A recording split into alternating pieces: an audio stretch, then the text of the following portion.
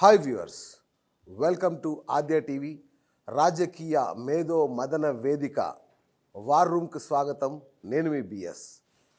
ఇప్పుడు రాష్ట్రంలో ఎక్కడ చూసినా ఒకటే చర్చ. 100 రోజుల్లో రేవంత్ రెడ్డి ప్రభుత్వం కూలిపోబోతుంది.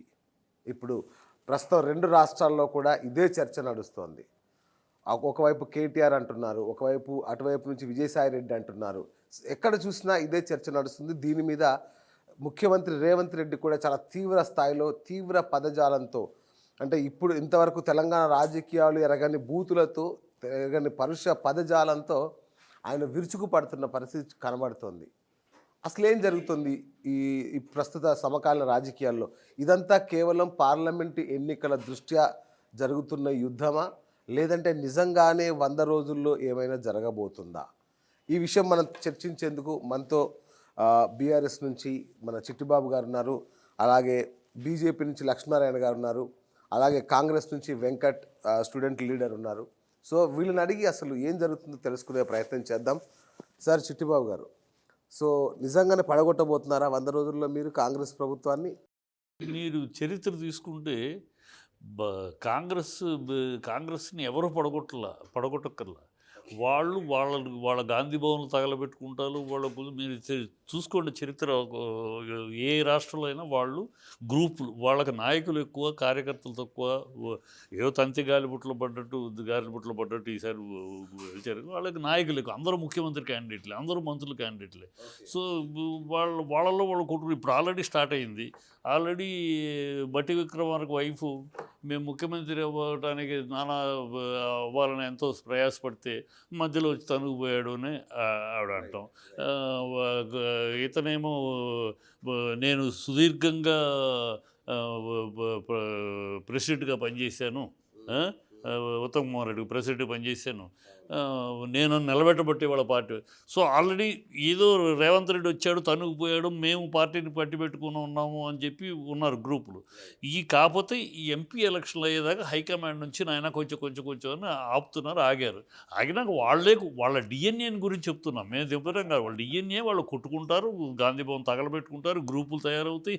రేపు వెంకటరెడ్డి ఆల్రెడీ చెప్పాడు, సోనియా గాంధీ ఇవే ముఖ్యమంత్రిని చెప్పి అంది, అది నెరవేరుద్దు అంటున్నాడు. సో వెంకటరెడ్డి గ్రూపు, బట్టి విక్రమార్క గ్రూపు, ఉత్తమ్ కుమార్ రెడ్డి గ్రూపు, ఇలా గ్రూపులు తయారవడం, కొట్టుకుంటాం, తిట్టుకుంటాం, గాంధీ భవన్ తగలబెట్టుకుంటాం అలవాట్లో కూలిపోతుంది. ఎంపీ ఎలక్షన్ అయినాక ఎంపీ ఎలక్షన్లో పరాభవం తప్పదు. ఎందుకంటే దేశవ్యాప్తంగా కాంగ్రెస్కు పరాభవం, దేశవ్యాప్తంగా కాంగ్రెస్కి బుట్టదాఖలైపోయే పరిస్థితి వచ్చింది. గ్యారంటీకి కాంగ్రెస్ అనేది పోయినసారి కన్నా తక్కువ సీట్లు వచ్చే పరిస్థితి చెప్తే కాంగ్రెస్ని దేశవ్యాప్తంగా నమ్మే పరిస్థితి లేదు. సో ఆ పరాభవం అయినాక ఏ గ్రూపులు మొదలవుతాయి. అది ఆ మాట చెప్తున్నాం. వాళ్ళ డిఎన్ఏని గురించి చెప్తున్నాం, వాళ్ళ చరిత్రను గురించి చెప్తున్నాం, వాళ్ళకు ఉండే బుద్ధిని గురించి చెప్తున్నాం తప్పితే మాకేమవసరం. హ్యాపీగా వాళ్ళు ఎగిరిగిరి పడుతున్నారు. ఆఫ్టర్ ఆల్ అంటే 40 సీట్లు 39 సీట్లు ఇచ్చిన పార్టీని ప్రజలు ఓడిచ్చారు. ఓకే, ఒక 10 ఏళ్ళు అయినాక ఎక్కడైనా ఇన్కంబెన్స్ వస్తే ఇప్పుడు 39 సీట్లు వస్తే ఏదో ప్రజలు మమ్మల్ని రోడ్లుగా తిరస్కరించినట్టు, వెళ్ళలేదు నెత్తిన పెట్టుకున్నట్టు 60కి 64 వచ్చినాయి. దీనికి ఎగిరిగిరి పడితే మూతిపళ్ళు రాలుతాయి. అది ఎగిరిగిరి పడి భాష, ఆ రేవంత్ రెడ్డి సీఎం అనేది కూడా మర్చిపోయి, తను ఒకప్పుడు సావంత్ రెడ్డి చంద్రబాబుకి అప్పుడు ఏదో నోటికి వచ్చినట్టు మాట్లాడాడు. ఓకే, తర్వాత రవ్వంత్ రెడ్డి మాట్లాడావు, తర్వాత 4 దీంట్లో నోటు కేసులు రెడ్ హ్యాండెడ్గా దొరికి దొంగవి, అప్పుడు నోటు మాట్లాడావు. ఇప్పుడు ఆ రేవంత్ రెడ్డి, సావంత్ రెడ్డి, రవ్వంత్ రెడ్డి కాకుండా ఇవాళ సీఎం రేవంత్ రెడ్డివి. ఆ సీఎం అనే దానికైనా గౌరవించుకోవాలి కదా. అది కూడా లేకుండా నోటికి వచ్చిన భాష, నోటికి వచ్చిన సన్నాసులు అంటాడు, అది అంటాడు. కేసీఆర్ని గురించి, కేసీఆర్ రాజకీయ జీవితానికి నీ జీవితానికి పోలిక ఉందా? కేసీఆర్ ఒక పట్టుకుంటే నిలబడి పోరాడి ఎన్నో అడ్డంకులు, ఎన్నో ఎదురు దెబ్బలు తిని నిలబడి రాష్ట్రాన్ని సాధించుకున్నాడు. నీకే సంబంధం? నీ రాజకీయంలో కేటీఆర్ ముందు ఆయన పట్టుకుని వాడు వీడు అని వయసు మర్యాద లేదు. అవి మాట్లాడతారు. సో మీరైతే కూల్చట్లేదు. ఏం కూల్చలేదు, వాళ్ళే కూలిపోతారు. ఓకే, లక్ష్మీనారాయణ గారు ఏంటి మీరు ఎంతో వెన్నుదన్నుగా నిలుస్తున్న కాంగ్రెస్ ప్రభుత్వం కూలిపోయే పరిస్థితి ఉందా? మీ కూలిపోదు. ఆశీస్సులతో ఏర్పడ్డ ఆ ప్రభుత్వం. మా ఆశీస్సులు ఏముందండి, మా ఆశీస్సులు ఎందుకు? అదే కొత్తగా మీ ఆశీస్సులు అండి. బండి సంజయ్ దింపేసేసి చేయడంలోనే మీరు ఆశీస్సులు సపోర్ట్ ఇచ్చారు. అంటే మాకు ప్రత్యక్ష పార్టీ కాంగ్రెస్ రైట్. దేశం మొత్తం మీదుగా. అంటే మాదేంటే మాలో జరిగిన తప్పిదం అంటే బండి సంజయ్ గారిని తీసేయటం, ఆ బండి సంజయ్ చేసిన పోరాట ఫలితం అంతా రేవంత్ రెడ్డి క్యాప్చర్ చేసుకుంటే గవర్నమెంట్ వచ్చేదాన్ని. రైట్. అది అయిపోయింది, తీసేయండి. దాన్ని ఎవరు కూల్చక్కల్లా, ఓకే. అది అలాగే కూల్చిపడిపోతుంది వాళ్ళంతటా వాళ్ళే. ఇప్పుడు ఏంటంటే ఇంట్లో కుంపటి స్టార్ట్ అయ్యేటప్పటికి ఆయన ఏం మాట్లాడాలో తెలియక ఆక్రోషం కేసీఆర్ మీద ఓకే. ఇట్లా చూపించడం జరిగింది తప్ప, అంటే ఆయన ఎంత డిఫెన్స్లో పడిపోయాడంటే ఒక సింపుల్ లా మీకు చెప్తాను దీని సబ్జెక్ట్లో. నిన్న చిరంజీవి గారికి సన్మానం చేసినప్పుడు ఆయన నంది అవార్డులు అన్నది సినిమా వాళ్ళకి ఒక గొప్ప వరం. అవును. నంది అంటే శివుడి యొక్క వాహనం, దాన్ని తీసి గద్దర్ అవార్డు కింద మలుస్తాను. గద్దర్ అన్న వ్యక్తికి మనం గౌరవం ఇవ్వచ్చు, కానీ ఆయనకు తగ్గట్టుగా ఒక అవార్డు సృష్టిస్తే చాలా గొప్పగా ఉండేది. కవులకు కళాకారులకు ఇవ్వడం అంటే ఏదో ఆయన పేరు మీద ఒక అవార్డు ఇవ్వండి. ఆయన ఒక సిద్ధాంతానికి కట్టుబడిన వాడు. ఆ సిద్ధాంతం కట్టుబడిన వాడిని కామన్ ఎలా చేస్తారు మీరు? నంది అనేది సినిమాకి కరెక్ట్ కాదు. అది కరెక్ట్ కాదు. అంటే ఇతను ఎంత డిఫెన్స్లో పడిపోయాడో, ఎంత వర్గాన్ని కూడగట్టుకోవాలనుకుంటున్నాడో, ఏ రకంగా చేయాలనుకుంటున్నాడో అన్నది డిఫెన్స్లో దీన్ని బట్టి అర్థమైపోతుంది. ఇప్పుడు మేము సభలో మాట్లాడిన దానికి అతను ఏంటంటే కేసీఆర్ని తిట్టవలసిన పని లేదు, తను చెప్పవలసింది చెప్పుకొని వెళ్ళిపోవాలి.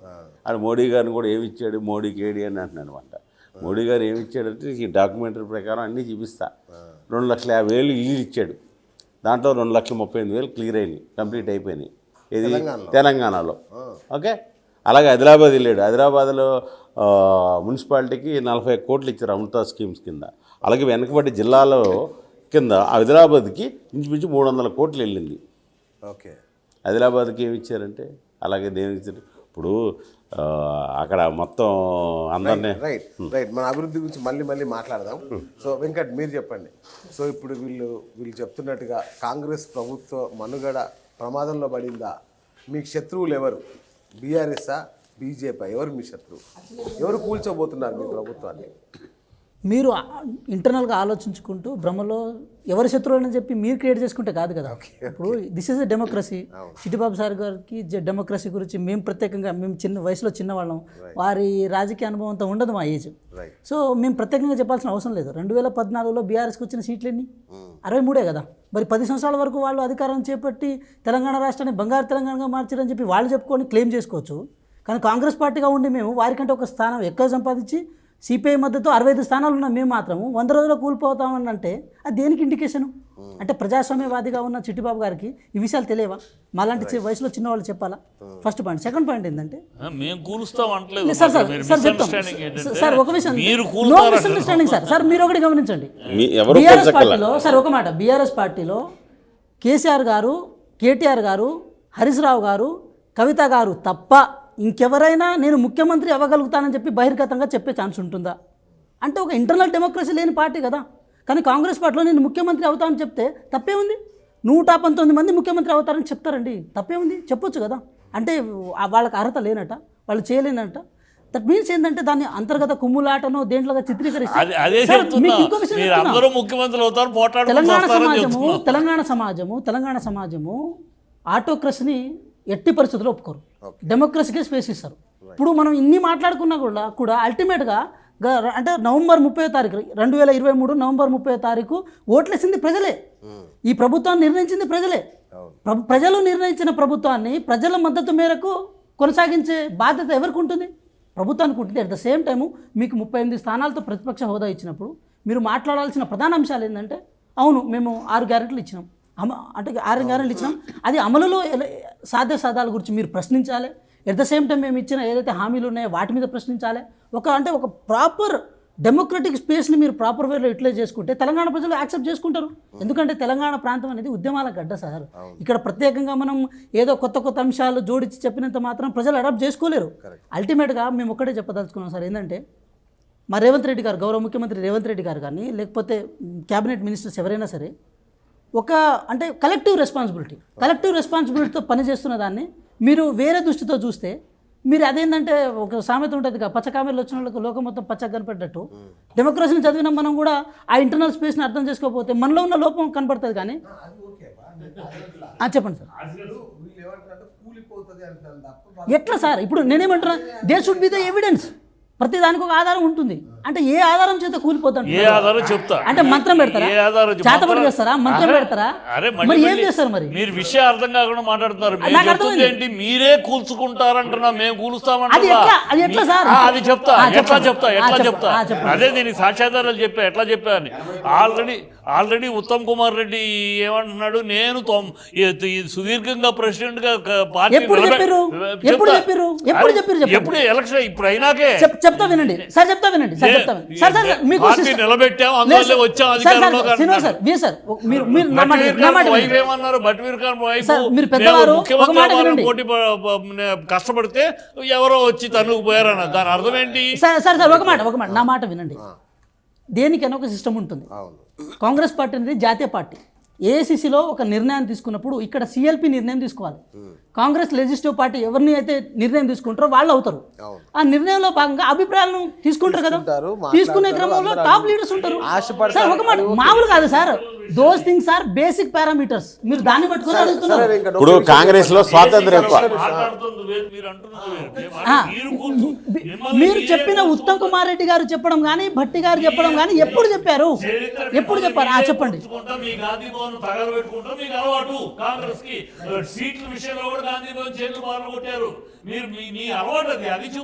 లేదు సార్, ఎన్ని అలవాట్లైనా ప్రజలు యాక్సెప్ట్ చేసిరుగా.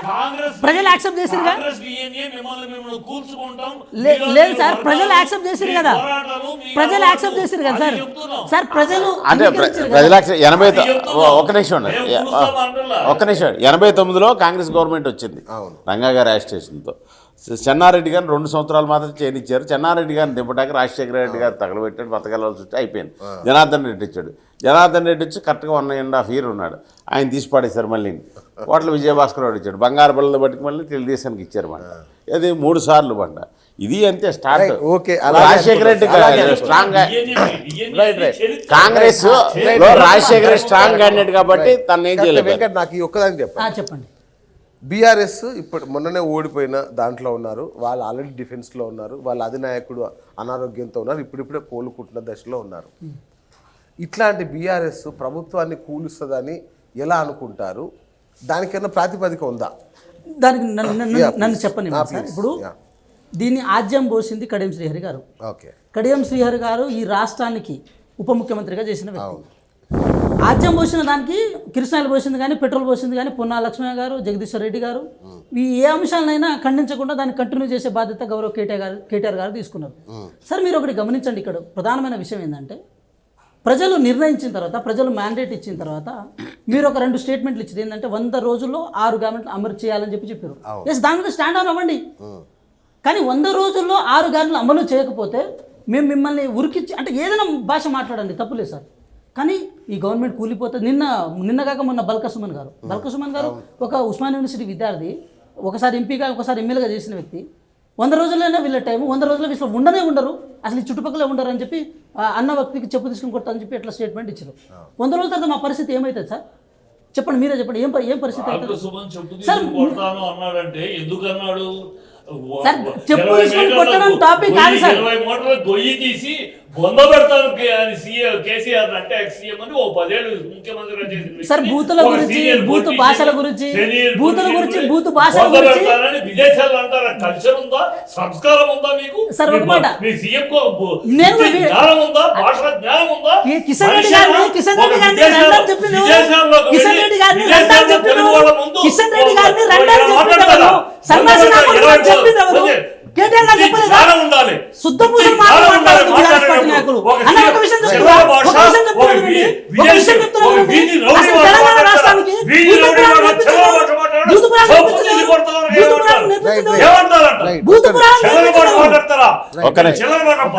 బుద్ధి జ్ఞానం లేని భాష, సంస్కారం లేని సంస్కారహీనమైన భాష మాట్లాడితే చెప్పు తీసుకోవడానికి ఏమంటారు?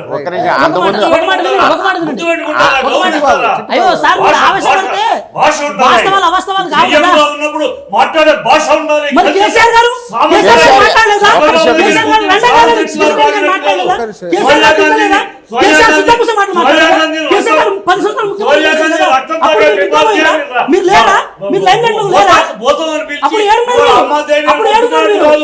అప్పుడు ఏడున్నారు మీరు? నోటికి ఏం మాట మాట్లాడితే? అప్పుడు ఏమున్నారు? ఏడున్నారు మీరు? ఏ- కేసీఆర్ గారు మాట్లాడలేదా? సోనియా గాంధీ కేసీఆర్ గారు సోనియా మాట్లాడలేదా? గాంధీ రక్తం తాగే పోతాం అన్నది ఈ రేవంత్ తెలంగాణ రెడ్డి ఉద్యమంలో గారు, అమ్మ దేవత అన్నది ఈ రేవంత్ రెడ్డి గారు. ఒక- సిగ్గు శరం ఉండాలి మాట్లాడేటప్పుడు. ఒక్క నిమిషం దీనికన్నా ఎక్కువగా కేసీఆర్ గారు చాలా దుర్భాషలాడాడు.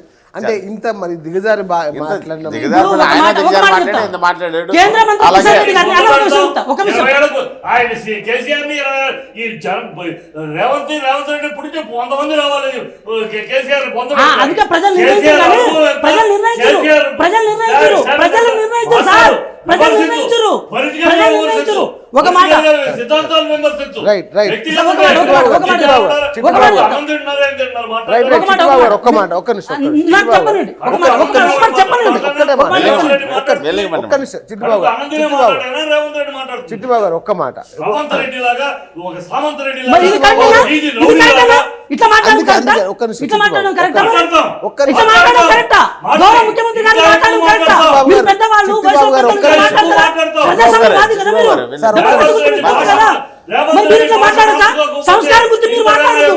సంస్కారహీనులు మీరు. ఒక్క నిమిషం చిట్టుబాబు గారు భాష మార్చుకోకపోతే ఇంతకన్నా ఎక్కువ మాట్లాడతాం. చిట్టిబాబు గారు ఒక్క నిమిషం భాష గురించి మాట్లాడుతూ మీరు కూడా పరిధి దాటవద్దు దయచేసి ప్లీజ్. ఎందుకంటే ఇప్పుడు మనం మాట్లాడుతున్న టాపికే కాదు ఇప్పుడు మనం మాట్లాడే టాపికే ఈ తెలంగాణ రాష్ట్రంలోకి ఈ బూతులు ఎందుకు వస్తున్నాయి, ఈ భాష వద్దు, మన ఈ స్థాయిలో ఇప్పుడు మన ఈ దేశ ప్రజలకు కానీ రాష్ట్ర ప్రజలకు కానీ కొత్త జనరేషన్ ఏం సరే ఇది వినండి. కొనమన్న రెండ కేంద్ర మంత్రి కావాలని చెప్పింది కదా. సీఎం అయినా ఒక స్థాయి ఉంటుంది. సీఎం అనే చైర్ గౌరవం ఇవ్వాలి. ఆ సీఎం చైర్ సంస్కారంతో మాట్లాడాలి. ఆ సీఎం చైర్ ఎక్స్ సీఎం ఒక 10 ఏళ్ళు రాష్ట్రాన్ని పరిపాలించారు తొలి ముఖ్యమంత్రి.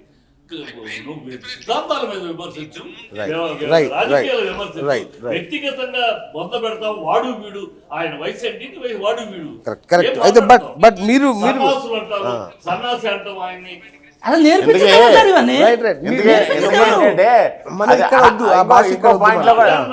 అందుకని ఆయన చెప్పులు చూపించాడు చూపిస్తాడు మాట్లాడినప్పుడు అలాగే ఇప్పుడు ఇంకో పాయింట్ ఏంటంటే మేము చేసే సంసారం వేరే వాళ్ళు చేసే వ్యభిచారం అని చిత్రీకరించకండి సార్.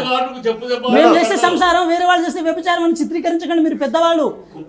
కేసీఆర్ గారు కేంద్ర మంత్రి గారిని రండగాడని చెప్పి విమర్శించడం ఆ వీడియో ఇప్పటికీ ఉంది. దానికి మీరేమంటారు? అంటే వారు ప్రతిపక్ష నేతగా ఉన్నప్పుడు అన్నారా, ముఖ్యమంత్రిగా ఉన్నప్పుడు అన్నారు కదా. అంటే మాకు నేర్పించాల్సిన వాళ్ళే పాటించకుండా చేస్తే తెలంగాణ సమాజం పాటిస్తుంది. మరి దానికి మీరు ఏం మాట్లాడకుండా మీరు అంటే మంచి పద్ధతిలో మాట్లాడి ఇప్పుడున్న వాళ్ళని అంటే మేము ఒప్పుకుంటాం. ఇంకో పాయింట్ ఇక్కడ ఆలోచించవలసింది, రేవంత్ రెడ్డి గారు కేసీఆర్ కి వార్నింగ్ ఇస్తున్నాడా, తన పార్టీలో ఉన్న వాళ్ళకే వార్నింగ్ ఇస్తున్నాడా సమస్య అదేంటంటే కేసీఆర్ పెట్టి మన పార్టీలో ఉన్న వాళ్ళకి వార్నింగ్ ఇస్తున్నాడు. మాట్లాడడం అనేది సరే అందరూ మాట్లాడుతున్నా అనుకుందాం. ఇక్కడ ఆయన ఎవరికి వార్నింగ్ ఇస్తున్నాడు అనేది ఇప్పుడు ప్రధాన సమస్య. ఎందుకంటే ఏం చేసినా బీఆర్ఎస్ ఈ వారం రోజుల్లోనూ నెల రోజుల్లోనూ అధికారంలోకి వచ్చే అవకాశం లేదు, ఎక్కడా రాలేదు. జరుగుతున్న పెద్ద డ్రామా, రాజకీయ డ్రామా ఏం చేస్తున్నారంటే కాంగ్రెస్ ప్రజల దృష్టిని మళ్లించుతారు. ఈ 6 గ్యారంటీల మీద ఆల్రెడీ బస్సు గ్యారంటీ మీద గొడవ జరుగుతున్నాయి. నిన్న కూడా లేడీస్ వెళ్ళిపోయి ఆపకుండా వెళ్ళిపోతున్నారు, బస్సులు తగ్గించారు, ఆ గొడవ జరుగుతున్నాయి, డ్రైవర్ తీసి కొట్టడాలు కూడా జరుగుతున్నాయి, ఆటో వాళ్ళు దాని మీద ఇవన్నీ ఆత్మహత్యలు కూడా చాలా. విద్యుత్ ఇచ్చారు, విద్యుత్ 2 ఆల్రెడీ బిల్లులు కట్టమని అడుగుతుంటే జనాలు ఎదురు చూస్తున్నారు. మీరు ప్రామిస్ చేశారు కట్టమంటారండి బిల్లు అని. ఆఫీసర్ బిల్లు మీటర్ రీడింగ్ వస్తే కొట్టేస్తున్నారు. సో ఈ జరుగుతుంది. ఇంకా మిగతా చేయాలి. మిగతా చేయడానికి వీళ్ళ దగ్గర వనరులు లేవు, చేసే ప్లానింగ్ పరిపాలన విధానం లేదు వీళ్ళకి. ఇప్పుడు ఎంతసేపు అప్పు అంటారు. పరిపాలన తెలిసిన వాళ్ళు అయితే ఆ మాట మాట్లాడరు. అప్పు అనేది ఎంత, క్యాపిటల్ ఇన్వెస్ట్మెంట్ ఎంత. ఇప్పుడు ఈ అప్పు చేయని రాష్ట్రం ఉందా ఈ దేశంలో, అప్పు చేయని దేశం ఉందా ఈ ప్రపంచంలో? అప్పు అనేది పరిపాలనలో భాగం. అప్పు చేయటం, దాన్ని క్యాపిటల్ ఇన్వెస్ట్, అప్పుని ఎట్లా వాడారనేది ఆ ట్రయల్ బ్యాలెన్స్ చూడాలి. అప్పులు ఏంటి ఆస్తులు ఏంటి చూడాలి.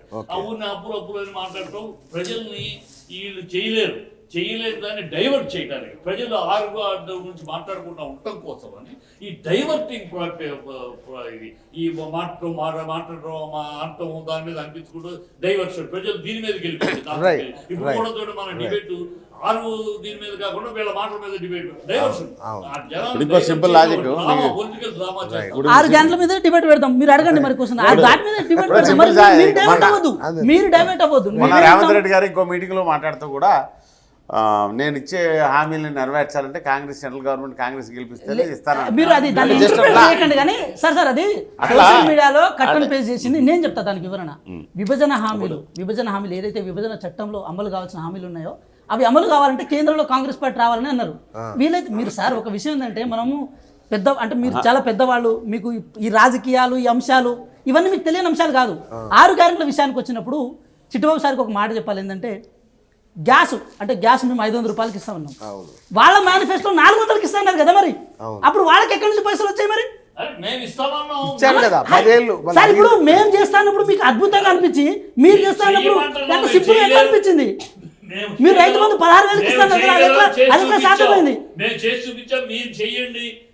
ఎన్నికల గారడీలు ఎన్నికల మాయ ఇదేదో మీకు కొత్త కాదు కదా సార్. మీరు వచ్చారు, మీరు హామీలు ఇచ్చి వచ్చారు, అబద్ధాలు చెప్పి 4 నోటికి వచ్చింది మాట్లాడు. ఇప్పుడు 6 గ్యారెంటీలు మీరు చేసే మీ దగ్గర కెపాసిటీ లేదు, చేయలేరు అని చెప్తున్నాం. ఎలా చేయగలరో చెప్పండి.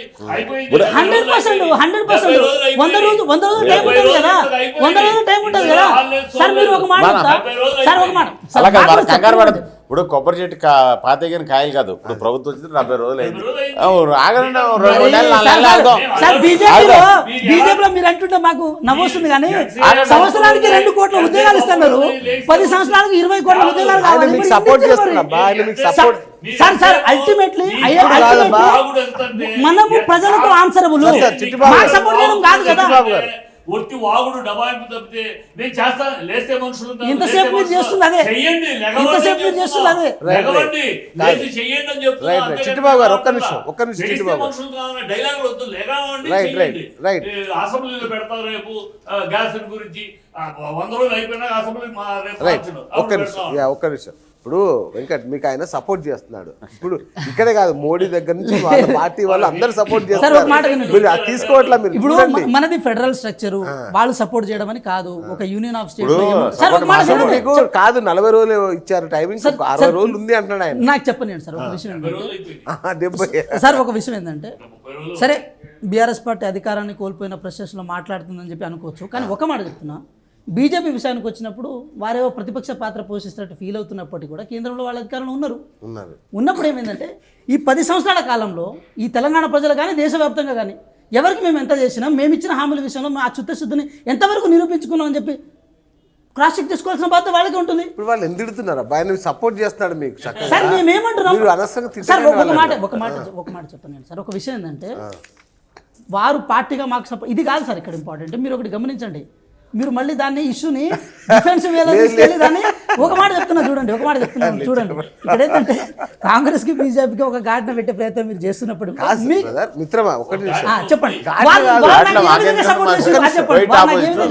చెప్తా వినండి. అడగగానే మోడీ గారు వరాలు జల్లు. ఎప్పుడు కేసీఆర్ ఏ రోజు ఏమి ఇవ్వాల కేసీఆర్కి? మొన్నటి నుంచి ఆయన అడగగానే అప్పులు ఇస్తున్నాడు, అడగగానే అన్ని శాంక్షన్ చేస్తున్నారు. మొన్న ఎవరు మన అమిత్ షా గారు అడగగానే అపాయింట్మెంట్, సొంత పార్టీ నేతలకు కూడా ఇవ్వట్లేదు అబ్బా అంత. ఇప్పుడు అట్లా కదా, అంటే ఇప్పుడు మన కుటుంబం దేశం మన తండ్రి ఉన్నప్పుడు ఏ కొడుకుని చెయ్యాలి. మాకు అన్ని రాష్ట్రాలు కేసీఆర్ కొడుకు కదా మీకు. ఆయన వెళ్తే అడిగితే కదా సార్, ఎన్నిసార్లు అడిగాడు అహంకారంగా ఈయన వెళ్ళి అడిగితే కదా సార్. ఈయనకి ఈయన వెళ్ళి అడిగితే కదా, అడగలేదు కదా. సెంట్రల్ పార్టీలు రెండు సెంట్రల్ పార్టీలు ఒక పాయింట్ లో కలుస్తున్నాయి. ఎక్కడంటే రీజనల్ పార్టీల భ్రష్టు నాశనం చేసేయాలి. రీజనల్ పార్టీస్ ఈ దేశంలో ఉండకూడదు. రెండు సెంట్రల్ పార్టీలు నువ్వు నేను తప్పితే ఈ రీజనల్ పార్టీలనే బతకకూడదు అనే ఒక ధ్యేయంలో ఈ రెండు ఒకే లైన్లో నడుస్తుంది. మరి జగన్ విషయంలో ఎందుకు అనుకుంటలేదు? మరి బీజేపీ జగన్ విషయంలో ఎందుకు అనుకుంటలేదు సార్? పరిపాలన తప్పితే ఫెడరల్ సిస్టమ్ పరిపాలనకి వీళ్ళిద్దరికి ఇష్టం లేదు. వాళ్ళ పైన కూర్చోవాలి, ఢిల్లీలో కూర్చోవాలి. ఢిల్లీలో కూర్చుంటే మిగతా రాష్ట్రాలన్నీ సామంతులుగాను వీళ్ళ ఆధిపత్యంలో నడవాలి తప్పితే ఇక్కడ రీజనల్ గొంతు రాకూడదు అనేది ఈ రెండు. ఆ విషయంలో సార్ అట్లయితే శివసేన విషయంలో ఎందుకు అనుకుంటలేదు? అయిపోయింది. ప్రతినిధి మాట్లాడుతున్నాడు. ఇప్పుడు అట్లా కాదు. ఇప్పుడు మన కంగారు పడతాం. రేవంత్ రెడ్డి గారికి 100 రోజులు టైం అడిగారు. ఆ 6 గంటలు టైం ఇవ్వాలి. మన కంగారు పడ చేసిన తర్వాత అప్పుడు మనం చూడాలి. అంతేగాని ఈయన రేపు ఇప్పుడు కేసీఆర్ గారు 10 సంవత్సరాలు ఏం పాలించారు? అహంకారంతో పరిపాలించాడు. ఒక ఎమ్మెల్యేకి అపాయింట్మెంట్, మినిస్టర్కి అపాయింట్మెంట్ ఉండేది కాదు, ఒక ఎంపీకి అపాయింట్మెంట్ ఉండేది కాదు. సెక్రటరీ కూడా రేవంత్ రెడ్డిని కూడా సెక్రటరీలో రాకుండా కూడా అడ్డుకున్న పరిస్థితి కూడా ఉన్నది. అలాగే ఇప్పుడు జగన్ ఉన్నాడు, చంద్రబాబు నాయుడు ఉన్నాడు, జగన్ ఉన్నాడు, స్టాలిన్ ఉన్నాడు, ఇప్పుడు మమతా బెనర్జీ ఉంది. ఎట్లా నిరంకుశంగా పరిపాలిస్తున్నారు. ఇప్పుడు జగన్ ఉన్నాడు చూడండి, అయోమయం అంట జనం. సో మీకు రీజనల్ పార్టీలు వద్దు. రీజనల్ పార్టీలు కాదు, మేము రీజనల్ పార్టీలు తొక్కేయాలంటే రీజనల్ పార్టీ ఇప్పుడు ఒక సింపుల్ లాజిక్. ఒరిస్సా ఉంది, నవీన్ పట్నాయక్ చేస్తారు, అక్కడ ఏమైనా డిస్టర్బ్ ఉంటుందా? ఉండదు కదా, చాలా హ్యాపీ కదా. మొన్న బీహార్లో బాగా డిస్టర్బ్ చేశారు. ఎవరు? మేము ఎందుకు చేస్తాం? అయినా సార్ బీఆర్ఎస్ జాతీయ పార్టీ కదా, టీఆర్ఎస్ నుంచి బీఆర్ఎస్ గా మారింది, తొండముదిరి ఊసరవేలైంది. ఇంకా మీరు కొత్తగా చెప్తున్నారు ఏంది మాకు? మరి ఏమని? ఇప్పుడు బీఆర్ఎస్ జాతీయ పార్టీ కదా సార్, మహారాష్ట్రలో మీ పార్టీ ఉంది, అధ్యక్షుడు ఉన్నాడు, ఆంధ్రప్రదేశ్ అధ్యక్షుడు ఇంకా రీజనల్ పార్టీ ఇంకా రీజనల్ పార్టీ లేదు కదా. లేదు సార్, రీజనల్ పార్టీ కాదు. తెలంగాణ ప్రజల చెవులో పూలు పెట్టాలి. జాతీయ పార్టీగా రూపాంతరం చెందేలోపే తొక్కేశారు ఇద్దరు కలిసి. ఇప్పుడు ఆయన పడిపోయాడు, ఆయనకాయనే బ్రహ్మాస్త్రం. జాతీయ పార్టీ అవటం పేరు బీఆర్ఎస్, జాతీయ పార్టీలుగా ఉన్నది ఈ రెండు రీజనల్ పార్టీ తొక్కేయాలనే ఉద్దేశం. ఆ ఉద్దేశం మేము జాతీయ పార్టీగా మేము. లక్ష్మణ్ గారు, ఇది నిజమేనా? అంటే చాలా రోజుల నుంచి వినిపిస్తున్న వాదన ఇది. అంటే పరోక్షంగా కాంగ్రెస్ కు మద్దతు ఇచ్చి కేసీఆర్ ను ఇక్కడ లేకుండా చేసి కేంద్రంలోకి రానియకుండా ఆపుదాం కేసీఆర్ ని. కేంద్రంలో వచ్చే ఛాన్స్ ఉందా సార్? వస్తే కష్టం. ఎలక్షన్ల ముందు ఆఫ్టర్ ఆల్ అనొద్దు సార్. సార్ ఆఫ్టర్ ఆల్ అనొద్దు సార్. ఆఫ్టర్ ఆల్ అనొద్దు సార్. ఒక మాట ఏంటంటే ఎట్లంటారు సార్? సీఎం అయ్యాడు కాంగ్రెస్ లో, రైట్ ఓకే. మన సీఎం పదవి సార్, సీఎం పదవి గౌరవించారు. చంద్రబాబు గవర్నమెంట్ లో మినిస్టర్ పోతే అలిగి వెళ్ళిపోయిన పదవి గౌరవించాలి. దుబాయ్ శేఖర్ సీఎం అయ్యాడు. అక్కడ కూర్చున్నా రైట్, ఎవరికైనా ఆ సీట్ లో కూర్చున్నప్పుడు మనం గౌరవించాలి. మనం ఎవరు ఆఫ్టర్ అనుకోవడానికి లేదు. సరే, అంటే వారి అహంకారానికి ప్రతికలుగా కనిపిస్తుంది కదా మరి. అది కరెక్టా? అది కరెక్ట్. మీరు బాగానే ఇంటర్ప్రిట్ చేస్తున్నారు సార్. మీ ఇంగ్లీష్ తో, మీ చాకచక్యంతో బాగా ఇంటర్ప్రిట్ చేస్తున్నారు, కానీ తెలంగాణ ప్రజలకు ఎట్లా అర్థం అవుతుంది అది? ఆఫ్టర్ ఆల్ అంటే అందరి తర్వాత అంటే ఉత్తమ్ కుమార్ రెడ్డి, బట్టి విక్రమార్క, జనారెడ్డి, ఇంత సీనియర్ తర్వాత ఉన్నవాడు ముఖ్యమంత్రి అయ్యాడని అర్థం. ఆఫ్టర్ ఆల్ అంటే బూత్ కాదు, అన్పార్లమెంటరీ కాదు. భాష గొప్పగా ఉంది విశ్లేషణ సార్. అదృష్టం ఉండి గట్స్ ఉన్నవాడు అవుతాడు సార్. అదే అంతే. ఆయన గట్స్ ఉన్నాయి, అదృష్టం కలిసి వస్తుంది, అయ్యాడు. అంటే టాలెంట్ తో అయి ఉంటారు కదా. వాళ్ళందరూ ట్రెడిషనల్ గా కాంగ్రెస్ లో ఉండి, అపోజిషన్ లో ఉండి, బట్టి అసెంబ్లీలో ఉండి పోరాడి ఇలా ఉండి కూడా సడన్ గా వచ్చాడు ఈయన తంతే గారు. రైట్ వెంకట్, నాకు ఒక్కటి చెప్పండి. మీరు నమ్ముతున్నారా బీఆర్ఎస్ ఈ ప్రభుత్వాన్ని కూల్చేస్తానని మీరు నమ్ముతున్నారా? సార్ ఒక విషయం ఏంటంటే, మేము నమ్ముతలేము, తెలంగాణ ప్రజలు కూడా నమ్ముతారు, దాంట్లో ఎటువంటి డౌట్ లేదు సార్. రైట్. కానీ ఒకటి మీరు గమనించండి సార్, నేను అదే అంటున్నా, అది వేరు సార్. ఎందుకు ఈ ప్రశ్న అడిగానంటే, ఇంద్రవెల్లి సభలో రేవంత్ రెడ్డి గారు చాలా పరుష పదజాలంతో ఎవడరా కూల్చేది, తొండలు జరగకూడదు, చెట్టు కట్టేసుకోవాలి, ఈ స్థాయిలో గట్టిగా మాట్లాడారు. రైట్. సో అంతగా ఎందుకు భయపడాలి? బీఆర్ఎస్ చూసి అంత భయపడుతున్నారా కూల్స్తుందని? నిజంగా నిజమేనా సార్? ఒక విషయం అంటే ఒక మాట చెప్పనివ్వండి. ప్రధానంగా ఒకటి ఏంటంటే, 39 స్థానాలతో ఒక సంపూర్ణమైన ప్రతిపక్షాన్ని వారి చేతిలో తెలంగాణ ప్రజలు పెట్టారు సార్. పెట్టారు. ఒక ప్రతిపక్షం యొక్క పాత్ర ఏముంటుంది, ప్రతిపక్షం యొక్క హోదా ఎట్లుంటుంది అనేది మనకు తెలిసిన విషయమే. కరెక్ట్.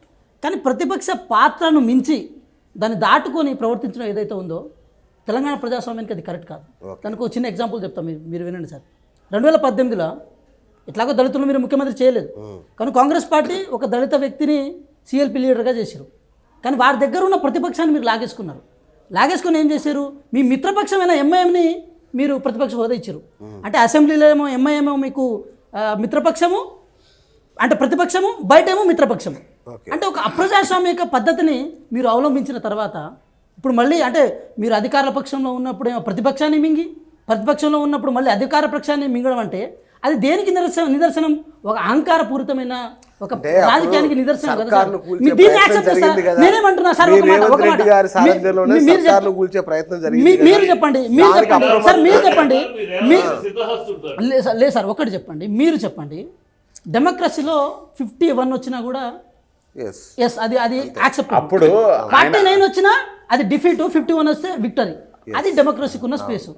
అంటే 80,000 పుస్తకాలు చదివిన కేసీఆర్ గారికి ప్రత్యేకంగా చెప్పాలని అంటున్నాం మేము. ఇప్పుడు ఆయన అనలేదు అట్లా కదా, కాదు. ఆయన అనలేదా? ఆయన ఖండిస్తే అయిపోతుంది కదా, ఆయన ఖండిస్తే అయిపోతుంది కదా. అసలు అయ్యో ఏం లేదు మాట్లాడలేదు. మీరు చెప్పకండి ఆనందాన్ని మీరు ఆనందాన్ని సార్. కడియం శ్రీహరి గారు అనలేదా? జగన్మోహన్ రెడ్డి గారు అనలేదా? పొన్నా లక్ష్మణ్ గారు అనలేదా? ఆధారాలు ఉన్నాయి కదా సార్. మేము కూలుస్తాము అని కేసీఆర్ గారు కానీ, కేటీఆర్ గారు కానీ, హరీష్ రావు కానీ, కవిత కానీ, ఇంకా వేరే ఎమ్మెల్యేలు కానీ, మంత్రులు కానీ, ఎక్స్ మంత్రులు కానీ ఎవరన్నా అన్నారా? మేము బీఆర్ఎస్ మిమ్మల్ని కూలుస్తామని అనలా. మీరు కూలిపోతారు అంటున్నాం. అది మీరు దానికి మేము కూలమని చెప్పుకోండి. మేము అన్నమాట మేము అనలేదు, ఖండించాలంటారేంటి? మేము అనలా. ఎక్కడ ఒక్క చోట చెప్పండి మేము కూలుస్తామని అన్నమాట. మేము కూలుస్తామనే మాట అనలా. మీరు కూలిపోతారు. మీ ఆనవాయితీ అది, మీ డిఎన్ఏ అది, మీ చరిత్ర అది. కాంగ్రెస్ కూల్చుకుంటారు, గాంధీ భవన్లో తగలబెట్టుకుంటారు, మీ అలవాటు. అది చెప్పాము. లేదు సార్, మీరు ఎన్ని శాపనార్థాలు పెట్టినా అల్టిమేట్ గా తెలంగాణ ప్రజలు యాక్సెప్ట్ ఇచ్చారు, మ్యాండేట్ ఇచ్చారు కాంగ్రెస్ పార్టీని సార్. ఇప్పుడు ఇదే మాటలని ఎలక్షన్ కంటే ముందు చెప్పుంటే అంటే ఇప్పుడు తెలంగాణ ప్రజల మ్యాండేట్ వ్యతిరేకంగా ఇచ్చారు, అధికారంలో కూర్చున్నారు. ఇంకా మాకు ఇచ్చారు అందుకనే కూర్చున్నారు. సార్ అంటే మీరు చెప్పారు కదా, గాంధీ భవన్ లో మంటలు వేసినా కూడా ఆ మంటలే మాకు కావాలని తెలంగాణ ప్రజలు అనుకున్నారు కదా. చిట్టుబాబు సార్కి ఒక మాట చెప్పాలి. ఏంటంటే సార్, ఒక చిన్న డిఫరెన్స్ చెప్తా సార్ మీకు. ఏంటంటే మీ ప్రగతి భవన్కి గాంధీ భవన్కి డిఫరెన్స్ చెప్తా. అంటే ఐ మీన్ ప్రగతి భవన్ కాదు, మీ తెలంగాణ భవన్కి గాంధీ భవన్కి ఉన్న డిఫరెన్స్ చెప్తాను సార్. ఏంటంటే మీ తెలంగాణ భవన్లో మాట్లాడడం కానీ, ఏదైనా చేయడం కానీ, అడగడం కానీ, హక్కుగా భావం చెప్పడం కానీ ఉండదు. కానీ గాంధీ భవన్లో అది ఉంటుంది. స్వాతంత్రం ఎక్కువ. ఆ స్వాతంత్రాన్ని వాడుకుంటారు, తప్పే ఉంది. తప్పే ఉంది. మరి ఏమంటారు? గాంధీ భవన్ లో ఉన్నది స్వాతంత్రం కాదు,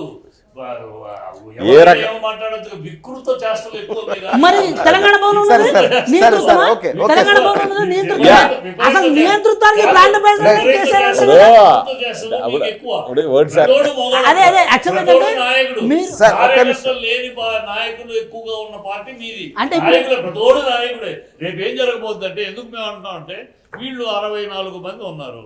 64 మందిలో 60 మంది మేము మంత్రులకు హోదాకి తగిన వాళ్ళమని తప్పే ఉంది అంటున్నాం సార్. తప్పే ఉంది మరి, తప్పట్లా 60 మంది కోరుకునే వాళ్ళు. ఈ రేవంత్ రెడ్డి ఎంతమందికి ఇవ్వగలడు? ముఖ్య పదవులు 18 మంది మంత్రులు, ఇంకా చైర్మన్కి మొత్తం కలిపి 30 మందికి ఇవ్వగలడు. ఈ మిగతా 34 మంది ఉన్నారు కదా, మేమేం తక్కువ, మంత్రి పదవి ఇచ్చిన వాడికన్నా నేనేం తక్కువ అని వీళ్ళందరూ మొదలవుతారు.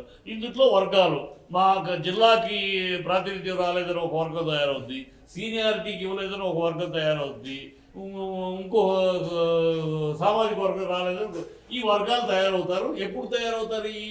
ఈ ఎంపీ ఎలక్షన్లు అయ్యేదాకా పైన అధిష్టానం కొంచెం ఉండండి అయ్యా, పొద్దుకిస్తాను ఏమో అది అయిపోయిన మర్నాడు పరాభవం చెందినాక అప్పుడు ఇక మేము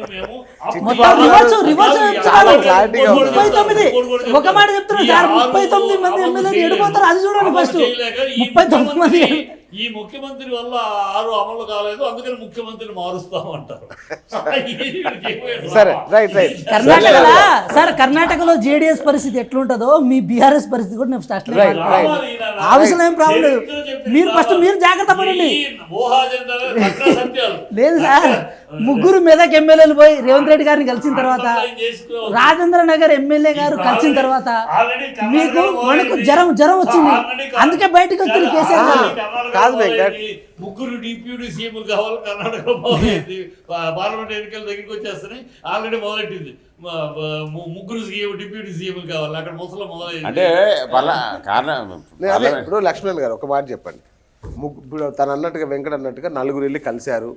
ఇవాళ వెంకటేష్ నేత కూడా రాజీనామా చేశాడు. ఇవన్నీ జరుగుతున్నాయి. అదే ఇవాళ జరుగుతున్నాయి ఇవన్నీ. నేను అదే అంటున్నా. ఇటువైపు బీఆర్ఎస్ నుంచి లాగేస్తూ, అంటే ఇటు నుంచి వీళ్ళ వలసలు నడుస్తుంటే మీరు బీఆర్ఎస్ చేస్తారని ఎలా ఆరోపిస్తారని ఒక మాట, ఒక పాయింట్ లక్ష్మణ్ గారు. నేనేమంటానంటే, అంటే జనంలో కొందరిలో ఉన్న రాజకీయ నాయకులు ఉన్న కొందరిలో ఉన్న అభిప్రాయం ఏంటంటే, ఈ బట్టి విక్రమార్క కానీ కోమటిరెడ్డి వెంకటరెడ్డి కానీ అదే వేదిక మీద నుంచి రేవంత్ రెడ్డి ఒక హెచ్చరిక చేశాడు అనేది బయట వినిపిస్తున్న డెఫినెట్గా వాళ్ళ పార్టీ వాళ్ళకే కేసీఆర్ పేరు చెప్పి వీళ్ళ పార్టీ వాళ్ళకి వార్నింగ్ ఇచ్చాడు. ఇదే మాట అందరూ వార్నింగ్ ఇచ్చాడు అంతవరకే. ఎందుకు ఏదో కావాలి కదండి. యాక్చువల్గా మీకు చెప్తున్నాను, అది స్వాతంత్రం ఎక్కువ కాంగ్రెస్లో, ఆయనకి లోన భయం స్టార్ట్ అయింది. కానీ ఏంటంటే యంగ్స్టర్ సీఎం అయ్యాడు కదా, కొన్ని రోజులు చేస్తే బాగుంటుందని ఒక ఆలోచన. అంటే అందరికి సామాన్య ప్రజలుగా ఒక పార్టీ పక్కన పెడితే కొంతకాలం చేస్తే బాగుంటుందని అందరికీ ఉంటుంది మాట. కానీ ఏంటంటే ఉండనివ్వరు వీళ్ళు. ఇప్పుడు ఆల్రెడీ మొత్తం వైఎస్ రాజశేఖర రెడ్డి గారు 2004లో పదవి చేపట్టి అది ఒక్క రాజశేఖర రెడ్డి కాంగ్రెస్ లో అదొక్క రాజశేఖర రెడ్డికే సాధ్యమైంది. రేవంత్ రెడ్డి గారి వల్ల కూడా సాధ్యమవుతుంది. రాజశేఖర రెడ్డి వేరే అసలు ఫస్ట్ మీరు ఆగుతలేరు కదా సార్. మీరు ఆగితే స్టెబిలిటీ ఉంటేనే. ఇప్పుడు 5 సంవత్సరాల కాల పరిమితి ఓపికతో అబ్జర్వ్ చేస్తేనే అవుతుంది. ఇప్పుడు అదే చెప్తున్నా, అక్షింతలే శాపనార్థాలు పెడుతున్నారు. అక్షింతలు వేస్తున్నట్టు ఎక్కడ అనిపించలేదు. మీరు పెద్దవారు శాపనార్థాలు పెడుతున్నారు. పెద్ద మనుషులతో మీరు అక్షింతలు ఏంటి అంత ఇంటర్ప్రిట్ చేసి చెప్తున్నారు కదా సార్. మీ లాంగ్వేజ్ లో చెప్పాలంటే ఇంటర్ప్రిట్ చేసి అది కాంగ్రెస్ లో మన ఆంధ్రప్రదేశ్ లో తెలుగు రాష్ట్రాల్లో ఒక రాజశేఖర రెడ్డికే సాధ్యమైంది. రాజశేఖర రెడ్డికే భయపడింది సోనియా గాంధీ. ఇది అట్లా కాదు, వీళ్ళందరూ తీసి అవతల పడేసి మోకరిల్లు చిట్టిబాబు గారు చాలా రాజశేఖర రెడ్డి గారు గురించి మీరు చెప్పకండి. అసెంబ్లీలో జస్ట్ ప్రమాణ స్వీకారానికి వస్తే ఎంతమంది మోకరిల్లారు చెప్పండి. ఎంతమంది మోకరిల్లారు? ఇప్పుడే మొదలయ్యారు. ఆఖరికి మంత్రులకి శాఖలవటానికి కూడా లిస్టు ఢిల్లీకి పంపించారు. ఎమ్మెల్సీ సీట్లు కూడా ఢిల్లీకి పంపించారు. ఇప్పుడు సీఎం అయ్యి 70 రోజులు ఎన్నిసార్లు సీఎం పరిగెడుతున్నారు ఢిల్లీకి. అన్నిటికీ ఢిల్లీ ఢిల్లీ ఢిల్లీ బాధ్యత కాలు మొక్కుతారు. ఈ లిస్టు పైన అలా కదా. అలా ఇప్పుడు దాకా మీరు దొరక మొక్కారు కదా అందరూ. కలెక్టర్ కూడా కాలు మొక్కారు. కలెక్టర్ కూడా కాలు మొక్కితే ఎమ్మెల్సీ ఇచ్చారు మీరు. కలెక్టర్ కాలు మొక్కితే ఎమ్మెల్సీ ఇచ్చారు మీరు. కలెక్టర్ కాలు మొక్కితే ఎమ్మెల్సీ ఇచ్చారు మీరు. కాలు మొక్కడం గురించి మీరు చెప్పకండి సార్. కాలు మొక్కడం గురించి మీరు చెప్పకండి. దమ్ముగా కేంద్రానికి తొత్తులుగా బతకలా, కేంద్రానికి సవాల్ చేసి బతికింది. తొత్తులుగా బతుకుతున్నారు. ఢిల్లీ కాళ్ళ దగ్గర పెడుతున్నారు. ఏనాడు 10 ఏళ్ళు తెలంగాణ సంక్షేమంగా బతికింది. సార్ ఒక క్వశ్చన్ అంటే చిట్టిబాబు సార్ ఒక మాట చెప్పాలి. చిట్టిబాబు సార్ ఒక మాట వినండి. ఒక మాట వినండి. చిట్టిబాబు సార్ ఒకటి ఏంటంటే ఎలక్షన్స్ కంటే ముందు నవంబర్ 30వ తారీఖు కంటే ముందు ఒక 6 నెలల వరకు ఒక చర్చ జరిగింది. ఏం చర్చ అంటే మీరు వినండి. చర్చ ఏంటంటే కవిత గారు ఈడీ విషయంలో కేసీఆర్ గారు కేటీఆర్ గారు కవిత గారు కేంద్రం దగ్గర మోకరిల్లు అని చెప్పి తెలంగాణ ప్రజలు అనుకొని ఓటేసారు. ఇది మీకు తెలిసిన విషయమే. మీరు కొత్తగా చెప్పకండి సార్. ఇవన్నీ తెలంగాణ ప్రజలు కొత్తగా నేర్పించకండి. మోకరిల్లు కాలు పట్టుకోవడం ఇవన్నీ కొత్తగా చెప్పకండి. మీరు అబద్ధాలు చెప్పి ప్రజల్ని మోసపుచ్చగలిగారు. ఇదేంటి ఎందువల్ల జరిగింది? అది కోర్టు యొక్క పాయింట్ మీద డిలే అయింది. కోర్టు మరి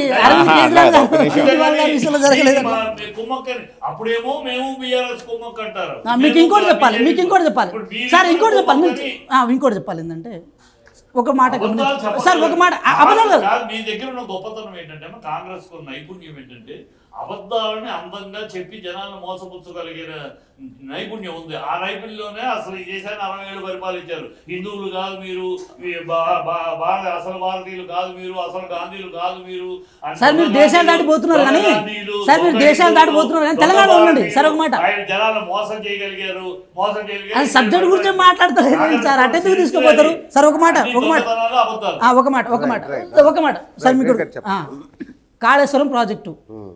కాళేశ్వరం ప్రాజెక్టులో డ్యామ్ అది కుంగిపోయింది, అది అవకతవకలు జరిగింది, ఇబ్బంది జరిగింది చెప్పి కాంగ్రెస్ పార్టీ తెలంగాణ ప్రజలు మోసాలు చేసి చెప్పలే. కాంగ్రెస్ పార్టీ అబద్ధాలు చెప్పలే. కేంద్రంలో ఉన్న డ్యామ్ సేఫ్టీ అథారిటీ దీంట్లో లుకలుకలు జరిగిందని చెప్పి రిపోర్ట్ ఇచ్చి చేతిలో పెట్టింది. ఆ రిపోర్ట్ మీరు ఎప్పుడు రిలీజ్ చేసిరు అంటే డిసెంబర్ 2వ తారీఖు. సార్ చెప్పనివ్వండి నన్ను. ఏమని చెప్పారు? కన్స్ట్రక్షన్ తప్పులు జరిగింది అంటే దీన్ని వానాకాలంలో కుల్చిపోతుంది, ఎండాకాలంలో ఇదవుతుంది. సార్ సంకోచం వ్యాకోచం చెందడానికి అది రబ్బర్ కాదు సార్. రబ్బర్ కాదు సార్. కొత్తగా సైన్స్ మాకు చెప్పకండి. అది రబ్బర్ కాదు, అది సంకోచం వ్యాకోచం చెందడానికి. మరి నీళ్ళు ఎందుకు లేవు? మరి 23 టీమ్స్ నీళ్ళు కిందకి ఎందుకు వదిలేసారు? మరి అసలు డ్యామ్ సేఫ్టీ అథారిటీ ఆ రోజు వచ్చిందా? అబద్ధాలు సార్ yes, yes, నేను చెప్తా వినండి, మీరు వింటలేరు, నేను చెప్తా. చిట్టుబాబు గారు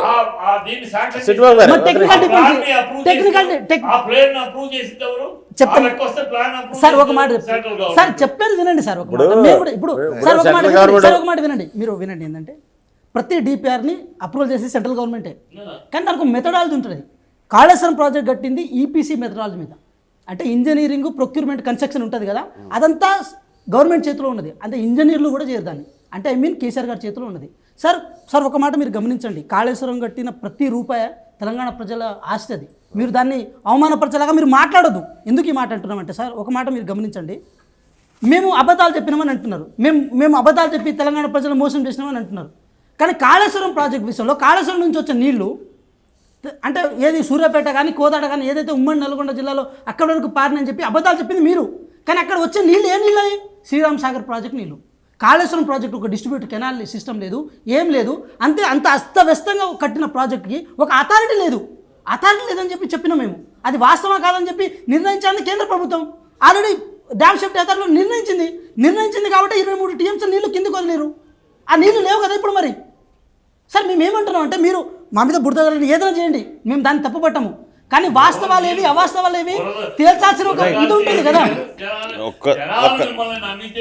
ఇప్పుడు మేము రాహుల్ గాంధీ గారు రేవంత్ రెడ్డి గారు పోయి చూడడానికి పోతే బర్రె వచ్చింది ఎగతాళి చేసింది ఎవరు? కేటీఆర్ గారు కదా. మరి అది పర్రెనో బర్రెనో తేల్చారు కదా. మరి అలా ఒడ్డుని పట్టారు తప్పితే అంతేగాని మిమ్మల్ని ప్రజలు 2014 మీరు అట్లా పడ్డారా? 2014 మీరు అట్లా పడ్డారా? 2014లో మీరు అట్లా పడ్డారా? 90 సీట్లు వచ్చాయి, మీరే కావాలి. 2014లో మీరు టీడీపీని నాశనం చేసిన శాపం ఇప్పటికీ ఉంది. 2014లో టీడీపీని నాశనం చేసిన శాపం ఇప్పటికీ ఉంది. చిట్టుబాబు గారు ప్రజలు మీరే కావాలనుకోరా, అలా అనుకుంటే 90 సీట్లు ఇచ్చేవారు మీకు. ఎగిరి పడకండి.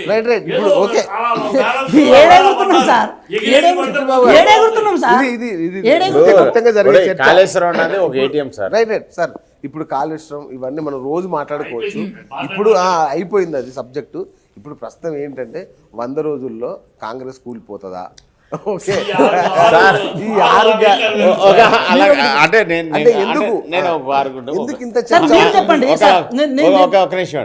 నేను ఒక సామాన్య మానవుడిగా గవర్నమెంట్ శుభ్రంగా ఉండాలి, బాగా చేయాలని కోరుకుంటాను. తెలంగాణ ప్రజలు బాగుండాలని కోరుకుంటారు. ఏంటంటే మనం ఎవరో కోల్దయ్యక్కల వాళ్ళు కూల్చుకుపోతారు. అది ఆఫ్టర్ పార్లమెంట్ ఎలక్షన్, దాని గురించి చర్చ అవసరం లేదు. ఆ భయంతో కేటీఆర్ ఇంత పదజాలం ఎన్ని కూడా మన రేవంత్ రెడ్డి గారు ఇంత పదజాలం ఎన్ని వాడుతున్నాను అన్నమాట. దాని గురించి మనం ఎక్కువ చర్చ పెట్టుకుని తలకాయలు కొట్టుకోవడం వేస్ట్ అని నా ఉద్దేశం. ఒకటి చెప్తున్నాం సార్. ఇప్పుడు ఇదే మాట్లాడతా. మీరేమడుగుతున్నారు? నేను అదే అంటున్నా. ఇప్పుడు మొన్న రేవంత్ రెడ్డి గారు మాట్లాడిన భాష మీ సొంత పార్టీ నాయకులను ఉద్దేశించా, కేసీఆర్ను ఉద్దేశించా? దీన్ని political statements are different than the government policies. Okay, ఈ విషయం అందరికి తెలిసింది. గవర్నమెంట్ పాలసీస్ అనేది 6 గ్యారెంటీలు, తర్వాత హామీలు ఇవన్నీ ఉంటాయి. పొలిటికల్ స్టేట్మెంట్ విషయానికి వచ్చినప్పుడు పార్లమెంట్ ఎలక్షన్ దృష్టిలో పెట్టుకొని 2 పార్టీలు మాట్లాడుతున్నాయని మనం అనుకోవచ్చు బేసిక్గా. కానీ అది ప్రభుత్వం మీద ప్రభావితం పడేంత స్థాయికి తీసుకెళ్లడం ఏదైతే ఉందో అది ఆల్రెడీ 10 సంవత్సరాలు పరిపాలించిన కేసీఆర్ గారు కానీ, కేటీఆర్ గారికి కానీ, లేకపోతే బీఆర్ఎస్ పార్టీ కానీ కరెక్ట్ కాదు. అడిగిన ప్రశ్న మీరు అర్థం చేసుకోవాలి. అడిగిన ప్రశ్న ఏంటి? మీరు ప్రభుత్వం ఈ 100 రోజుల్లో ఈ ప్రభుత్వం మీరు 6 హామీలు నెరవేరుస్తాం, మీరు కూలిపోతారు అంటున్నారు. వీటి మీద రేవంత్ రెడ్డి మాట్లాడారు. అది ఎంతవరకు? ఇప్పుడు నేను చెప్తున్నా ఏంటంటే 119 స్థానాలు సార్, మీరు ఓపిక 119 స్థానాలు మనకు 60 స్థానాలు వస్తే 60 స్థానాలు ఎవరికి వస్తే వారే ప్రభుత్వాన్ని ఏర్పాటు చేయాలి. మాకు 64 ఉన్నాయి. ఇంకోటి సీపీఐతో 65 ఉన్నాయి. 65 స్థానాలు ఉంటే మేము అల్టిమేట్గా మా గవర్నమెంట్ మాదే కదా. ఇంకా మీకు డౌట్ ఎక్కడ వస్తుందన్న? డౌట్ కాదు, డౌట్ మాకు వచ్చింది. డౌట్ ఎక్కడ వస్తుంది? మీరు నవ్వి వదిలేయచ్చు కదా. ఏ విషయాన్ని ఎట్లా పడగొడతారో చూస్తామని నవ్వి వదిలేయచ్చు కదా. ఇంత స్థాయిలో ఎందుకు చర్చకు తీసుకొస్తారు? ఒక మాట ఏంటంటే సార్, ఒక మాట చెప్తున్నాను, గవర్నమెంట్ ఏర్పడి ఇంకా 100 రోజులు కూడా కాలేదు. మేమేమంటున్నాం, ఇన్ కేసు ఇదే స్టేట్మెంట్ని మీరు లాస్ట్ 4వ సంవత్సరంలోనో లేకపోతే 4.5 సంవత్సరాల్లోనో 3.5 సంవత్సరాల్లోనో మీరు అంటే దానికి పొలిటికల్ స్టేట్మెంట్గా భావించవచ్చు. కానీ సార్ చెప్తాను. చిట్టిబాబు గారు చాలా అసలు ధైర్యంగా ఉన్నారు. ఎలాగైనా అలా కాదండి. ఇప్పుడు సార్, ఒక పిల్లలు పెళ్లి చేయగానే పిల్లలు కలమంటే ఎలాగండి మీరు? సార్ ఒక విషయం ఏంటంటే సార్ మీరు గమనించండి సార్ బేసికలీ. కానీ మీరు చూసారా చిట్టిబాబు గారు వెంకట కంటే ఎక్కువ ఆయన బాధపడుతున్నారు లక్ష్మీనారాయణ గారు. దేనికి? వాళ్ళ ప్రభుత్వం కూలిపోద్దంటే వీరు ఎక్కువ అట్లా బాధపడుతున్నారు బాధని చూసారా? కాదు సార్, సామాన్య మానవుడు మీకు ఏదో వెంకట చెప్తాను. ఫీల్ అవ్వట్లా అసలు. సామాన్య మానవుడుగా అంటే చెప్తున్నాను, మన మానవుడుగా బాగా టైం ఇవ్వాలి కదా, చేయాలి కదా. ఓటర్గా చెప్పండి. అయ్యి బాబు సార్ ఒక సార్ విషయం అయిపోయిందా? చెప్తున్నాను. ఒక మాట ఎలాగ చేయలేరు, చెప్తున్నాను. సార్ ఒక మాట మనకి చెప్తున్నాను. ఇలాగ సార్ ఒక మాట చెప్తున్నాను. వాళ్ళు ఎలాగ చేయలేరు, ఏది అవదు. పార్లమెంట్ ఎలక్షన్ అయిన తర్వాత మనం చూడొచ్చు ఏం సార్ ఒక జరుగుతుంది. మాట ఏంటంటే సార్ అదే అడుగుతున్నాను వెంకట్ని. పార్లమెంట్ ఎలక్షన్ అయ్యేదాకా ఈ డ్రామా సాగుద్ది, ఈ మాటలు గిట్లు అయిన తర్వాత లుకలుకలు వాళ్ళలో గొడవలు మొదలవుతాయి. అమ్మ రోజుకు ఒక విన్యాసం చూడొచ్చు. అసలు ఫస్ట్ మీ 39 మంది ఏడికి పోతారు అది చూడండి. ఫస్ట్ మీ 39 మంది ఏడికి పోతారు అది చూడండి. మే నుంచి రోజుకు ఒక డ్రామా, కాంగ్రెస్ డ్రామా మొదలవుతుంది. రోజు యాక్చువల్గా సార్ ఒక విషయం అంటే బీఆర్ఎస్ పార్టీ ఖాళీ అవ్వడానికి కాంగ్రెస్ పార్టీ అవసరం లేదు. మీ మాట విధానం ఉంటే చాలు, మీరు మాట్లాడితే చాలు, బీఆర్ఎస్ పార్టీ ఖాళీ అయిపోతుంది. మీకు బ్యాగంపేట ఎయిర్పోర్ట్ ఎప్పుడు ఆల్వేస్ ఓపెన్ చేసి ఉంటుంది పార్లమెంట్ ఎలక్షన్. అన్ని స్పెషల్ ఫ్లైట్లే కదా, అన్ని స్పెషల్ ఫ్లైట్లే కాదు ఇంకా దాన్ని అట్లా మాట్లాడడం ద్వారా రేవంత్ రెడ్డి గారు ఏం సాధించారని నేనేమంటున్నా, కేటీఆర్ గారు అట్లాగా మాట్లాడడం వల్ల ఏం సాధించారు మరి? కేటీఆర్ గారు ఏమన్నారు? ఇప్పుడు సేమ్ చిట్టిబాబు గారు చెప్పినట్టుగానే వాళ్ళు కొట్టుకొని కూలిపోతుంది ప్రభుత్వం అనేది ఆయన మాట్లాడారు. సార్ ఎట్లా సార్? ఇప్పుడు నేనేమంటున్నా, అదే బా, అది ఎట్లనో ఇప్పుడు చెప్పండి. నేనేమంటున్నా సార్, నేనేమంటున్నా అంటే నేను పార్టీలో ఉన్న వ్యక్తిని. అవును, నాకు ఇంటర్నల్ డెమోక్రసీ ఎట్లుంటుందో నాకు తెలుసు. Right. తెలుసు కాబట్టి ఒక విద్యార్థి నాకు నుంచి ఇక్కడ దాకా చిట్టిబాబు గారితో అంటే ఇక్కడ వచ్చి మాట్లాడే అర్హత నేను సంపాదించగలిగిన, అంటే ఆ విషయాల్ని తెలుసుకోగలిగిన కాబట్టి ఇంత పెద్ద మేధావుల మధ్య కూర్చొని మాట్లాడగలిగే అవకాశం నాకు వచ్చింది. Right. చెప్పండి, వచ్చినప్పుడు ఏంటంటే కాంగ్రెస్ పార్టీలో పార్టీ అంటది ఏమని అంటదంటే మీరు అడగండి మీకు ఏం కావాలో మీరు అడగండి అని చెప్తుంది. అడిగినంత మాత్రాన వాళ్ళ అర్హతను చూసే కార్యక్రమం కూడా జరుగుతుంది. జరిగినప్పుడు ఇప్పుడు అల్టిమేట్గా ఎక్కడైనా సరే ఓటు సిస్టమ్ ఉంటుంది. ఇప్పుడు సిఎల్పి నిర్ణయం విషయానికి వచ్చినప్పుడు ఎవరికి ఎక్కువ మందికి చేయలేపితే వాళ్ళే అవుతారు. రేవంత్ రెడ్డి గారికి వైఫ్ మాట్లాడేది నిన్న మొన్ననే కదా. బట్టి గారి వైపు సార్ బట్టి గారు అంటే మల్లు నందిని గారు గవర్నమెంట్ ఫామ్ అయిన 1-2 డేస్ తర్వాత ఒక పెద్ద ఛానల్కి ఇచ్చిన ఇంటర్వ్యూలో వారు మాట్లాడిన విషయం ఇది. ఏమని మాట్లాడారంటే మీరు అడిగారా కదా మేడం, మీరు కూడా ఆశావాహుల్లో ఉన్నారు కదా మేడం, ఉన్నామని చెప్తారు. అంతదాకా ఎందుకు పోతారు సార్? ఇప్పుడు ఒక విషయం ఏంటంటే ఒక భువనగిరి పార్లమెంటో మెదక్ పార్లమెంట్లో ఎలక్షన్స్ జరుగుతున్నప్పుడు ఆశావాహులు లిస్ట్ వచ్చినప్పుడు కేసీఆర్ గారు తర్వాత వేరే వ్యక్తి పేర్లు వస్తాయి కదా సార్. దాన్ని మనం తప్పుపడాల్సిన అవసరమే ఉంది. డెమోక్రసీలో ఆ మాత్రం అడిగే స్పేస్ లేదా? ఆ మాత్రం బయట నిరూపించుకున్న ప్లేస్ లేదా? డైవర్ట్ చేయడం కాదు, మీరు లోతుగా పోయేది నేను కూడా పోతున్నాం.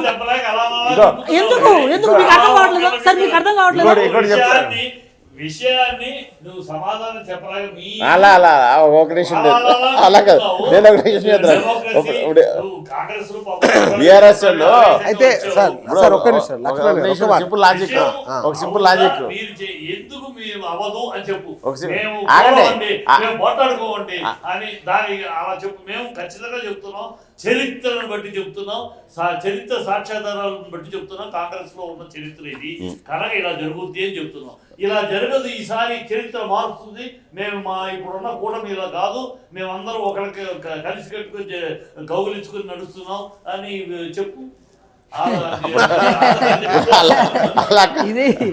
ఇప్పుడు ఎలాగంటే డెఫినెట్గా వీళ్ళ దాంట్లో మూలాలు స్టార్ట్ అవుతాయి. కాదు లక్ష్మణ్ గారు ఒక మాట చెప్పండి. అంటే ఇప్పుడు ఈ మొన్నటి రేవంత్ రెడ్డి వ్యాఖ్యలు దాని ప్రభావాన్ని ఎట్లా అంచనా వేయొచ్చు అనేది ఒక ఆలోచన. ఏంటంటే ఒకటి ఆయన సభలో సొంత పార్టీ వార్నింగ్ అంటే అంతేనా? అంతే 100%. నెక్స్ట్ ఏంటంటే వీళ్ళు మాట్లాడితే 100 రోజులు కూలిపోద్ది వీళ్ళు అంటున్నారు చూస్తారా.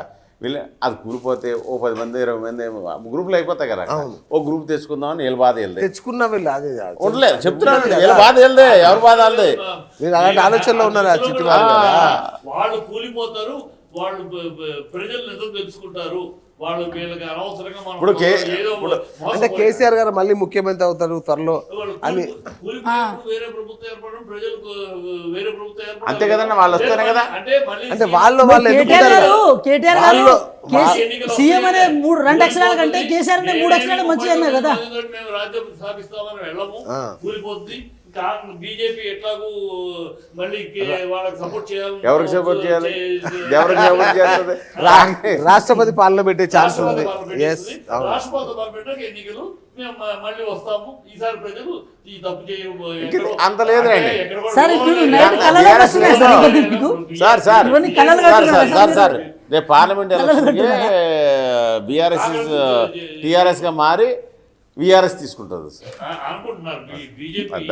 బీజేపీ దాని గురించి ఎక్కువ మోడీ గారి వ్యవహారం వేరు. మోడీ గారు దేశం మొత్తం మీద మోడీ గారి ఒక ఔన్నత్యం మీద మోడీ గారి ఇక్కడ ప్రజలు ఇంకోటి ఆలోచిస్తారు.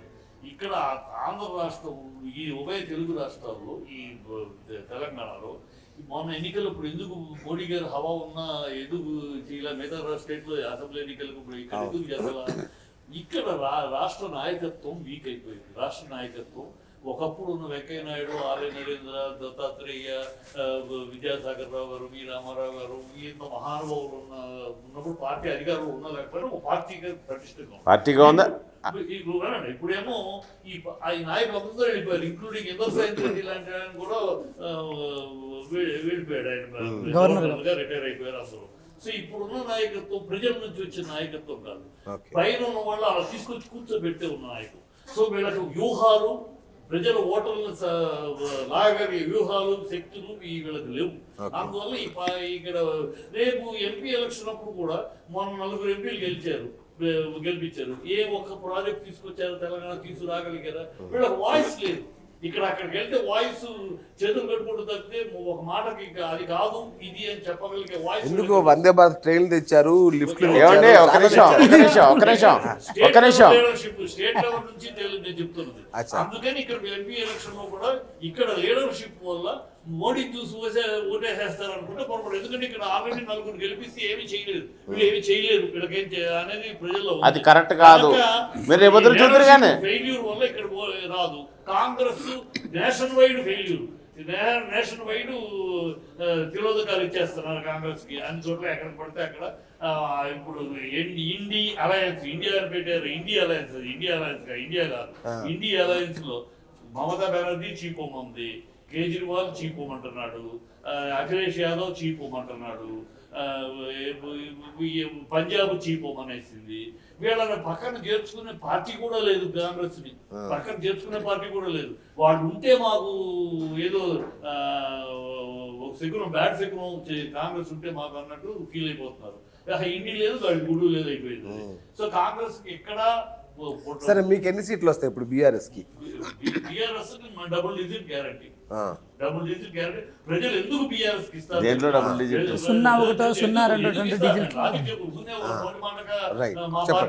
ఎందుకు ఇస్తారు ప్రజలు కూడా తెలుసుకుంటున్నారు. తెలంగాణ గళం ఢిల్లీలో కానీ గల్లీలో కానీ వినపడాలంటే బీఆర్ఎస్. కాంగ్రెస్ ని గెలిపిస్తే తెలంగాణ గళం వినపడదు అక్కడ. అది సోనియా గళము, రాహుల్ గళం వినపడుతుంది. బీజేపీని గెలిపిస్తే తెలంగాణ గళం వినపడదు అక్కడ. గుజరాత్ గళము, యూపీ, ఉత్తరప్రదేశ్ గళము వినపడుతుంది. తెలంగాణ గళం ఎందుకంటే చూశారు ప్రజలు, తెలంగాణ గళం వినిపించింది ఒక బీఆర్ఎస్. తెలంగాణ శ్వాస, ధ్యాస, యాస, భాష, సంస్కృతి, సాంప్రదాయాన్ని పులికి పుచ్చుకుని నిలబడింది ఓన్లీ బీఆర్ఎస్. బీజేపీ కాదు. బీజేపీ ఎంతసేపు గుజరాత్ చూడండి, యూపీని చూడండి అంటది. కాంగ్రెస్ ఎంతసేపు సోనియా గాంధీని చూడండి, రాహుల్ గాంధీని చూడండి. అంతేగాని తెలంగాణ గళం ఇక్కడ నా ప్రజలు, ఈ ప్రజలు గళం వినిపిస్తుంది. సో బీజేపీ వినిపించలేదు, కాంగ్రెస్ వినిపించలేదు. తెలంగాణ గళాన్ని ఢిల్లీలో వినిపించాలంటే బీఆర్ఎస్ ఒక్కటే, దానికి ఒక్కటే దమ్ము ధైర్యం ఉందని ప్రజలు బాగా ఎన్ని సీట్లు వస్తాయి? మీకు ఎన్ని సీట్లు? మాకు కంపల్సరీ డబుల్ జీటీ దాడుతాం. ఈ దాంతో బీఆర్ఎస్ అన్నది ఇక్కడ ఉండదు. అర్థమైందా? నెక్స్ట్ ఎలక్షన్కి వచ్చేటడికి మా మధ్య ఏంటి మీ కాన్ఫిడెన్స్? అంటే పార్టీ ఇప్పుడు నిస్తేజంగా ఉన్నట్టు కనబడుతుంది. ఏమి లేదు, మీకు ఏమి లేదు, నిస్తేజంగా ఏమి లేదు. మాకేంటంటే మీరు దానికి చెప్పిన దానికి సమాధానం చెప్తాను. బీజేపీ కాబట్టి గతంలో నాయకులు అందరూ వెళ్ళిపోయారు. గతంలో నాయకులు అందరూ కూడా ఒక నాయకుడు అయితే మా గవర్నమెంటే ఉండాలని అక్కడ పదవులు అనిపించాడు, పార్టీని పొంగులోకి చెప్పాడు. బండి సంజయ్ అన్నాడు వచ్చిన తెలుగు రాష్ట్రాల్లో ఒక బీజేపీకి ఉత్తేజం వచ్చింది, బ్రహ్మాండమైన ఉత్తేజం వచ్చింది. దాని ఒక నిమిషం నా మాట మీరు మాట్లాడిన చెప్పి నేను మాట్లాడినామండి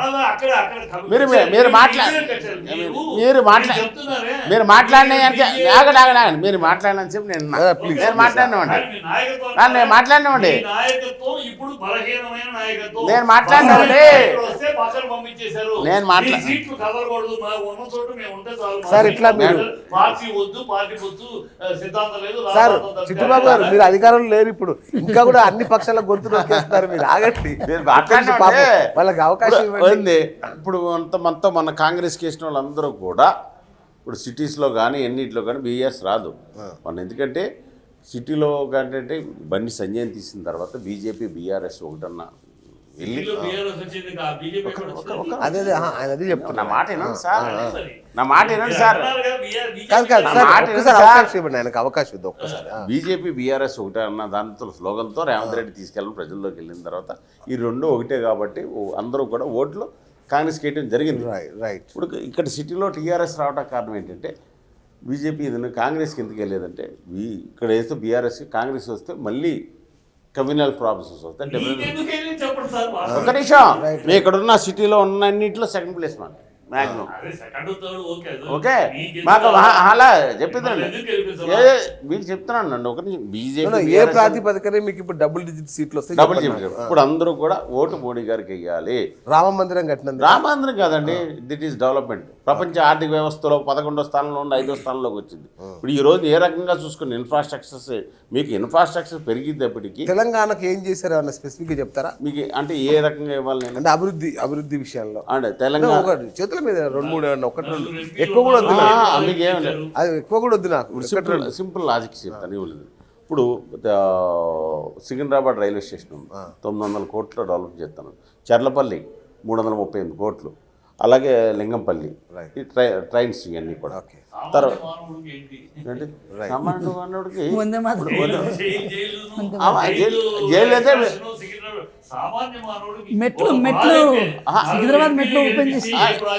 చెప్పరేమండి, నన్ను చెప్పరేమండి సార్, నన్ను చెప్పరేమండి సార్. ఏమండి ఒక నిమిషం. విభజన చట్టం హామీలో అన్ని నెరవేరుస్తాయి. ఏనాడని మీ సీఎం వెళ్ళి పీఎంతో కూర్చున్నాడా? సెంట్రల్ గవర్నమెంట్ లేడా? అవనే ఒక నీతి ఆయోగ్ మీటింగ్కి వెళ్ళని సీఎం ఎవడన్నా ఉన్నాడంటే ఒక కేసీఆర్. ఏదైనా వస్తే మోడీ గారు ఇక్కడికి వచ్చాడు జ్వరం వస్తుంది, అర్థమైందా? ఇప్పుడు ఇవాళ రేవంత్ రెడ్డి గారు ఉన్నాడు, వెళ్ళాడు అడిగాడు, నాకు 28 మంది ఐపీఎస్లు కావాలి, ఇలా ఇబ్బంది ఉన్నాడు. అమిత్ షా గారు ఏమన్నాడు, వెంటనే 10 నిమిషాల్లో 10 మంది తీసుకో, మిగతా 20 మంది చూస్తాను. అది అడిగి తెచ్చుకోవాలి. ఇప్పుడు నవీన్ పట్నాయక్ గారిని అడిగి తెచ్చుకుంటాడు. నీ గవర్నమెంట్తో సఖ్యత ఎలా ఉండాలి, మిగతా నీ విధానపరంగా ఎదుర్కో.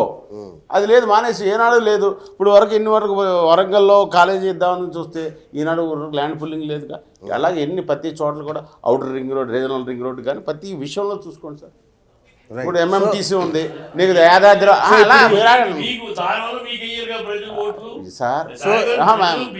సార్ ఓట్ల. ఇప్పుడు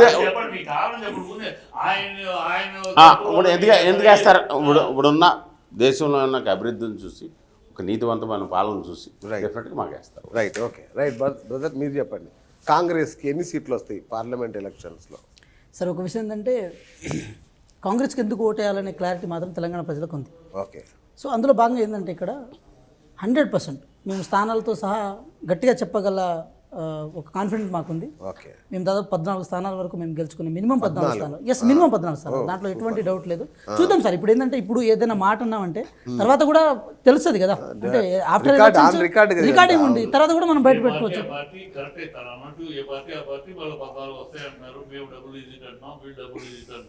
మీరు మీ ఇద్దరు నెంబర్లు చెప్పట్లా? వాళ్ళు 14 డబుల్ డిజిట్ అంటే 0-1 ఈ 2 డిజిట్లా?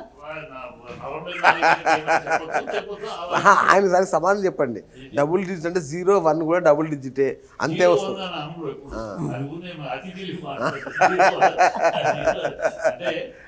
ఏ పార్టీ అయినా రాజకీయంగా ఏ పార్టీ అయినా మాకు వస్తుందని చెప్తారు. దాంట్లో పెద్ద- మీరు కూడా అట్లే చెప్పినాలే నాకు తెలిసి. అందరూ అలాగే చెప్పుకుంటారు, వాళ్ళు చెప్పుకున్నారు, మేము ఇంకో 2 ఏళ్ళలో సార్, మీరు ఏప్రిల్ చెప్పుకున్నందుకు 16 సంతోషం. వెయిట్ చేస్తారు వాళ్ళు. చెప్పుకుంటూ పార్టీ డబ్బులు సీట్లు వస్తుందనుకో కొన్ని ప్రాతిపదిక మీద కాన్ఫిడెన్స్. ఓకే, మా ప్రాతిపదిక కాన్ఫిడెన్స్ ఏంటి నేను చెప్పాను. తెలంగాణ గోలు Right, ప్రజలు right. తెలంగాణ గొత్తు మూగబోతుంది. మీ ప్రాతిపదిక సార్, ఒక ఏంటి? విషయం ఏంటంటే జనవరి 26వ తారీఖు ఒక శకటాన్ని ఏర్పాటు చేసే విషయంలో మీ గొంతుకలన్నీ మూగబోయినాయి. తెలంగాణ ఏదైతే విభజన చట్టం హామీలు కాదు సార్, చట్టంలో పెట్టిన అంశాలన్నీ అడగడంలో కూడా మీ గొంతులు మూగబోయినాయి. సో మూగబోయిన గొంతులను మళ్ళీ ఎన్నుకొని మొత్తానికి మూగబోయేటట్టు చేయాల్సిన తెలంగాణ ప్రజలు అనుకుంటలేరు. బహుమతి కూడా ఇచ్చారా సార్? సార్, తెలంగాణ శకటానికి గిఫ్ట్ బహుమతి కూడా ఇచ్చినట్టున్నారు. ఏమండి సింపుల్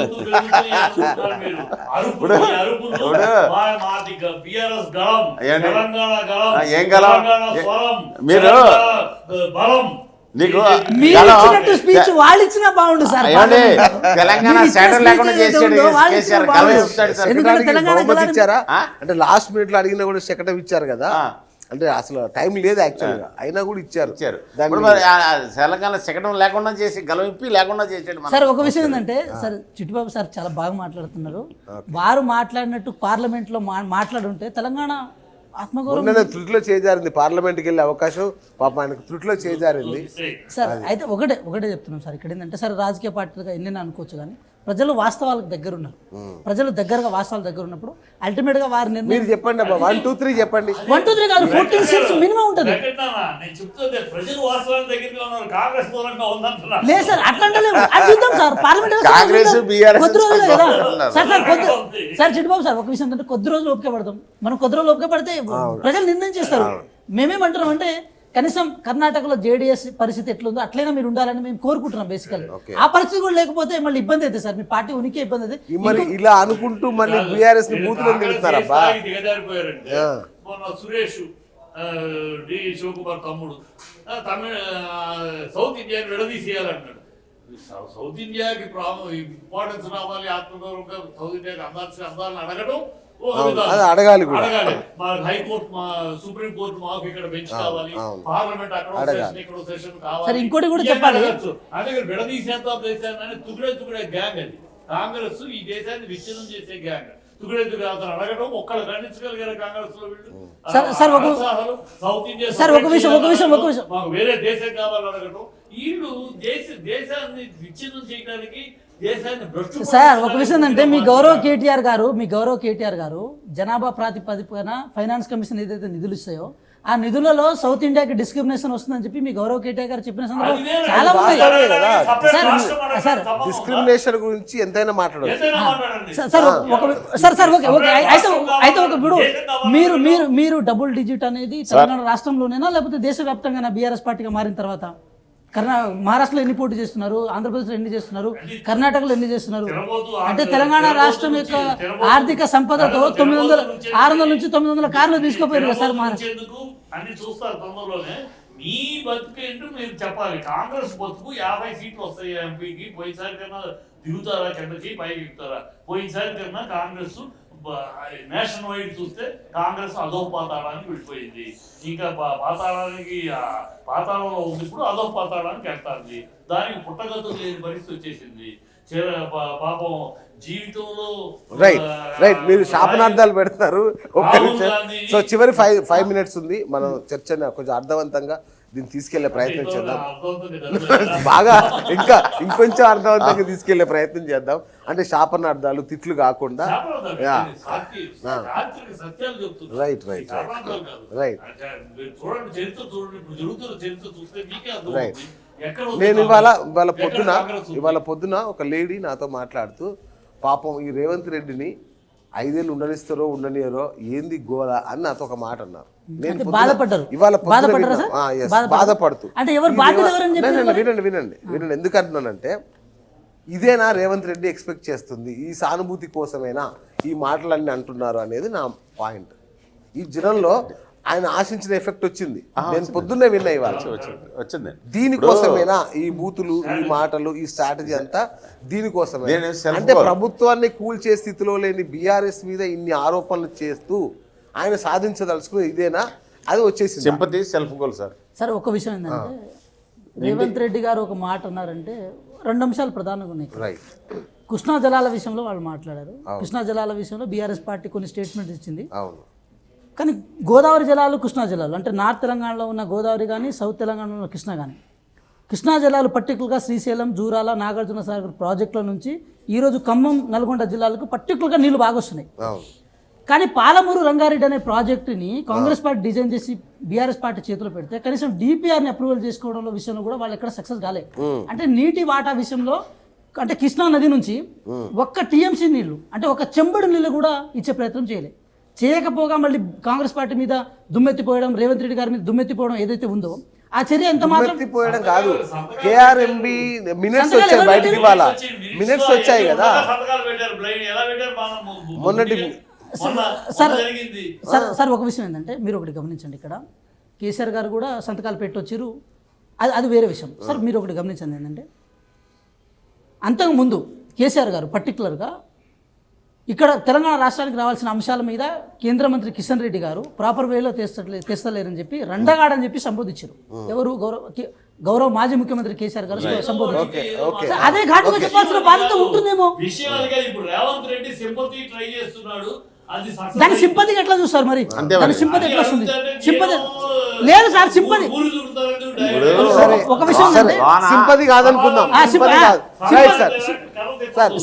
సింపతి కాదంట, సింపతి కాదు. రైట్.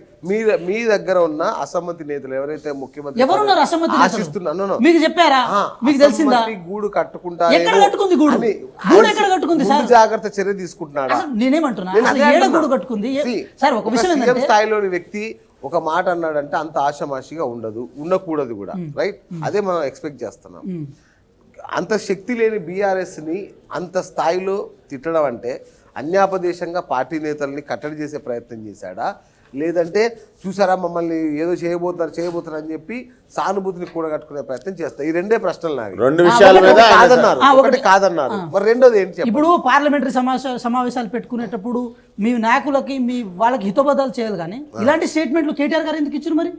మేము 39 స్థానాలు జస్ట్ మిస్, 1% మొత్తం కొంచెం నేనేమంటున్నా, అలా ఉన్నప్పుడు ఆ స్టేజ్ లో ఉండాల్సిన అవసరం ఉంటుంది కదా. ఐ మీన్ 1% అయినా కూడా ప్రతిపక్ష హోదా మీకు ఇచ్చారు.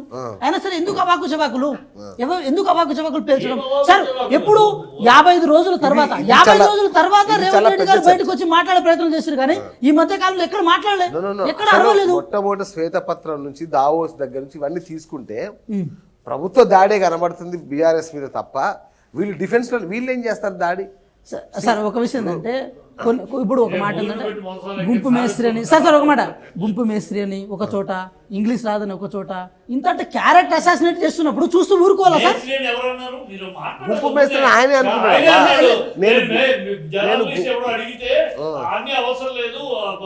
ముఖ్యమంత్రికి అన్ని చేయాల్సిన లేదు, ఇల్లు కట్టేటప్పుడు మేస్త్రికి అన్ని తెలుసు, నేను మేస్త్రి లాంటి తెలిసిన వాళ్ళతో పని చేసినప్పుడు ఆయన అన్నాడు. దాన్ని ఎగతాళి చేయాల్సిన అవసరం ఉంది మీరు, దాన్ని ఎగతాళి చేయాల్సిన అవసరం ఉంది మీరు, దాన్ని ఎగతాళిగా చిత్రీకరించాల్సిన అవసరం ఉంది, దాన్ని ఎగతాళిగా చిత్రీకరించాల్సిన అవసరం ఉంది. దేవుడి నుంచి ప్రభుత్వం వచ్చినప్పటి నుంచి ఎగతాళిగా ట్రోల్ చేస్తూ మీ సోషల్ మీడియాలో ఎక్కువ మాట్లాడుతున్నారు కదా. పరిపాలన చేయడం అంటే 10 సంవత్సరాలు చేసింది కదా పరిపాలన. అది ఎట్లుంటుందో మీకు తెలియదా? 2019 అధికారంలో వచ్చిన తర్వాత కేవలం మహమూద్ అలీ గారు ఏదేదో మాట్లాడడం కాదు, ఇష్యూలో మీరు డెవలప్ చేసుకుంటారు. 100% చెప్తాం మేము, సమాధానం 100% చెప్తాం, సమాధానం 100% చెప్తాము.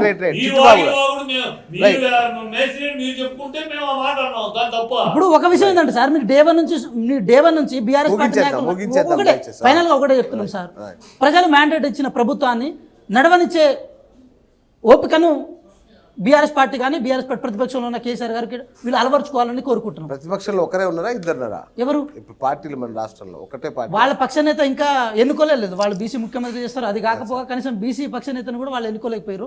పక్ష నేత ఎన్నుకున్న తర్వాత మాట్లాడుకుందాం మనం. రైట్.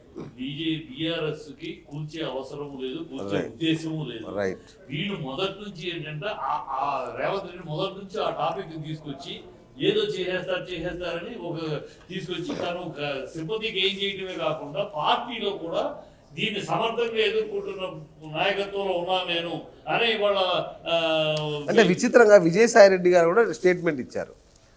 అతి త్వరలో కూలిపోతున్న కాంగ్రెస్ ప్రభుత్వం అని. చరిత్ర అంటే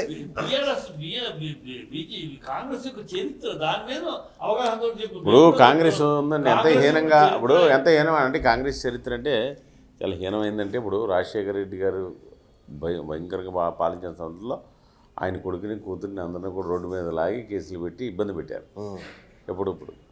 అదే అమ్మాయి షర్మిల వచ్చి ఎంత దిగజారిపోయిందంటే ఇక్కడికి వచ్చి పార్టీ పెట్టుకుంది, ఇక్కడ ఏమి వెళ్ళిపోయింది, మళ్ళీ అక్కడికి వెళ్ళి పిసిసి ప్రెసిడెంట్ చేసుకుని అన్ననే అన్నీ తిడుతుందన్నమాట. అంతకుముందు కాంగ్రెస్ మమ్మల్ని మా ఫ్యామిలీలో లాగిందన్నాడు. అంటే వీళ్ళ సంస్కృతి ఎలాంటిదంటే విజయసాయి రెడ్డి గారు చెప్పింది ఒక, అంటే నేను అర్థం చేసుకున్నాను, ఓకే, ఇక్కడ ఇంత చేస్తున్నారు దానికి ఒక ఉచ్చ నీచాలు లేని పార్టీ అన్నట్టుగా చెప్పాడు. Right okay okay. వెంకట్, మీరు ఏమైనా కంక్లూడ్ చేస్తారా ఫైనల్గా? ప్రజలకు మీరు ఏమైనా చెప్పదలుచుకున్నారా? అంటే ఫైనల్గా ఈ ప్రభుత్వం అని ఒక విషయం ఏంటంటే సార్, శాపనార్థాలకి కాంగ్రెస్ పార్టీ సమాధానం చెప్పాల్సిన అవసరం లేదు, చేయదు కూడా, అంతే. అదే రైట్ థ్యాంక్ యూ. ఒకటి మాట మేము కూలిపోము కూల్చుకోము అని మాత్రం చెప్పడం లేదు. అసలు ఆయన మిమ్మల్ని కన్సిడర్ చేయట్లా, మీరంటే మాత్రం మేము కూలిపోతాం అంటున్నాడు ఆయన. కాబట్టి వాళ్ళు చాలా ధైర్యంగా ఉన్నారు. అయిపోయింది, అక్కడితో మాట అయిపోయింది. మళ్ళీ దాన్ని మీరు రైట్ థ్యాంక్ యూ అందరికీ. ఈరోజు చర్చలో పాల్గొన్న మీ అందరికీ వెంకట్ గారు, లక్ష్మణ్ గారు, అలాగే చిట్టిబాబు గారు. సో రాష్ట్ర ప్రభుత్వం ఏదైతే మన కూలిపోతుంది అని వస్తున్న వాదనలో ఎలాంటి వాస్తవం లేదు, ఇదంతా ఎన్నికల స్టంట్ లాగే చూడాలన్నట్టుగా వీళ్ళు నిపుణుల విశ్లేషణ. సో ఇది ఇవాల్టి వార్ రూమ్. కీప్ వాచింగ్ ఆద్య టీవీ. నేను మీ బిఎస్ సైనింగ్ ఆఫ్.